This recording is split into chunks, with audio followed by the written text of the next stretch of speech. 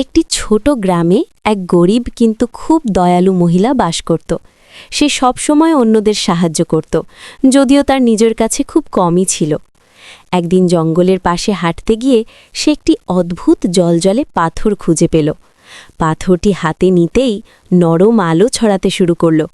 হঠাৎ সেখানে গ্রামের এক লোভী মহিলা এসে পাথরটি দেখে বলল, "এটা নিশ্চয়ই জাদুর পাথর, এটা আমাকে দাও।" দয়ালু মহিলাটি কিছু না বলে পাথরটি তাকে দিয়ে দিল। লোভী মহিলাটির সঙ্গে সঙ্গে বলল, "আমি অনেক সোনা চাই।" কিন্তু পাথরটি হঠাৎ কালো হয়ে গেল আর তার চারপাশে ধোঁয়া ছড়িয়ে পড়ল। তারপর পাথরটি আবার জ্বলতে শুরু করল এবং দয়ালু মহিলার সামনে একটি সুন্দর সোনার ফুল ফুটে উঠল। তখন আকাশ থেকে একটি কণ্ঠ শোনা গেল, "যে দয়া করে সে আশীর্বাদ পায়, আর যে লোভ করে সে নিজের শাস্তি নিজেই ডেকে আনে। তোমরাও আশীর্বাদ পেতে চাইলে সাবস্ক্রাইব করো।"